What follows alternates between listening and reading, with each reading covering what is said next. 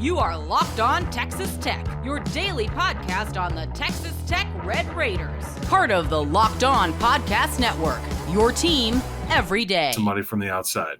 I was going to say, are we eliminating that? Because I was interested in that component just simply for the fact that you could. Pardon me for losing track of all the rules and regulations when it comes to roster building these days. But you mentioned that, I guess is probably a day ago or so when we were talking off of the air about that possibility. And I'm thinking, oh, okay, so you can. But in what context, I guess, would that happen? So I think if you go back to Sunday morning of this week, they were already kind of looking at possibilities, exploring options. What else is out there?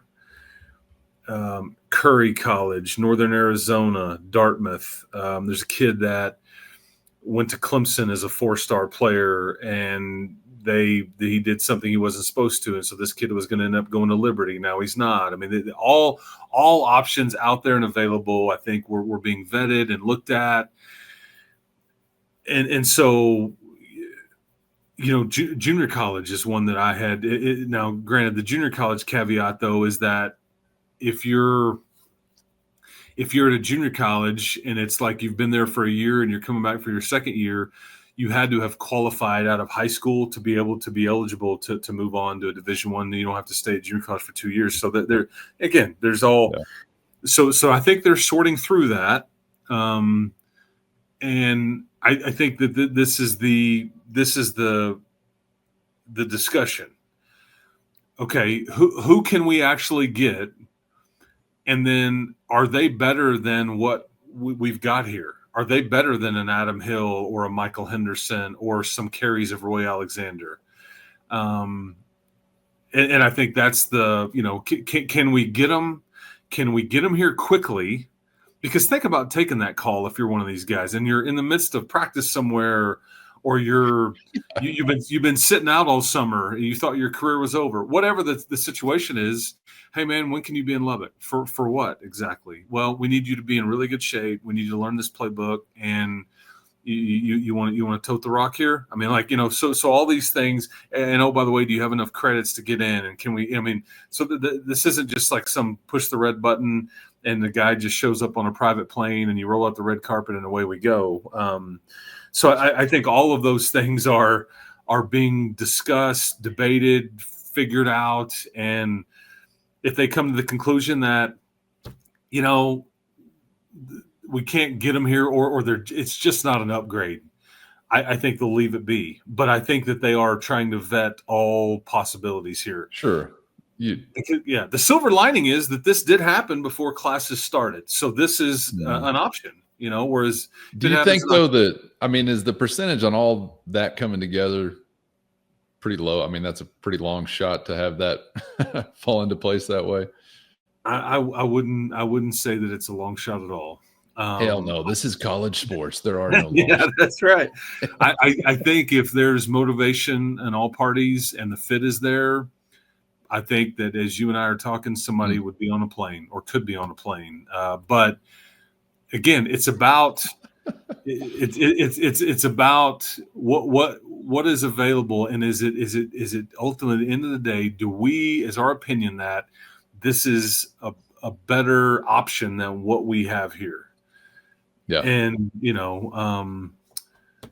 because I mean they could. I don't know who it would be necessarily, but there's other options I'm sure on the team that could end up, you know, carrying the football too, you know, like internally, that they know that's not going to come screw up the locker room, or that, you know, it doesn't require any rev share, whatever. But I think if there's a fit, I mean, I think that they push that button. I mean, I think if there's something there that makes some sense, you'll see something on social media. Hey man, I appreciate the offer from Texas Tech. I'll be there tomorrow. I mean, you know, I'm not going to rule that out at all. It would be quite the hey man, you're gonna have to cram for some tests here. Like, I mean, it would be a lot to put on somebody's plate, but I would not rule that out. First, today's episode brought to you by Monarch Money. Ever check your bank account and wonder, where did all the money go? Between dining out, online shopping, and entertainment, it can be easy to lose track. That's where Monarch Money comes in, your personal CFO, giving you full visibility and control over your finances. Monarch Money isn't just a budgeting app, it's a complete financial command center. You can track all your accounts, investments, and spending in one place, so you stop just managing your money and start building wealth. You're going to love the all-in-one convenience. Instead of juggling multiple apps, you can use Monarch to check your finances, track spending, and even plan long-term goals. So take control of your finances with Monarch Money today. Use our code LOCKEDONCollege at monarchmoney.com for 50% off your first year. That's monarchmoney.com and our code LOCKEDONCollege for half off your first year. From an entertainment value standpoint, I would welcome that storyline developing. It'd be like, give me Paul Blake just calling some old boy out in the pasture baling hay or something, and he comes to tote the rock. That'd be great. He doesn't have to be 45 in this scenario. We're fine with an 18 to 22-year-old or so. But, okay, we'll see. I thought you would tell me, like, yeah, stars would have to align really for that, and they're probably this or that. But why leave any stone unturned? So, yeah, obviously you do want to explore every option. This is why – and this is why Blanche and Nance and Wesley Harwell and Sean Kinney, it's why you have a department like this for stuff just like this. It's as much about right now as it is back in December, trying to put a roster together and trying to, figure out who's going to be in the portal coming up this December. Hey, man, we need a running back now. Okay? Give me some time.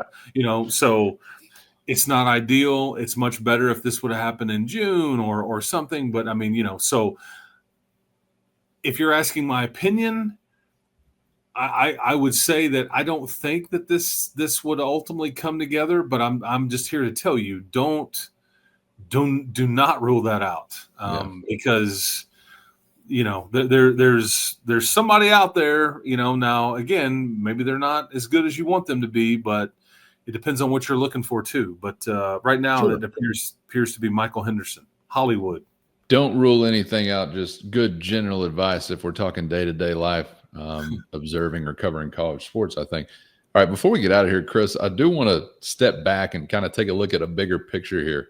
And I want to talk team expectations and how this does or maybe doesn't alter them when it comes to a ceiling or a season outlook. And, of course, something that feeds into all of that, individuals who have got pressure on them, of course, to perform in a certain way. And maybe that changes a little bit this week.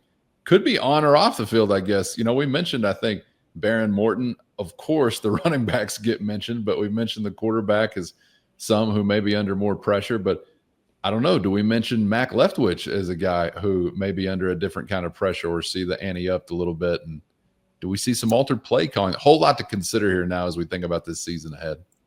There are layers to it. I think I do think that it's fair to say that, is your ceiling as high? We can debate on what your ceiling was. Maybe the best way to phrase it is this. You can still absolutely accomplish everything you want to and get to where you want to go. It just may be a bit harder or may look a little bit different. Just because I think Quentin was really good and could have been really good, and it could have made a lot of other people's lives easier. Think about like Taj Brooks, though.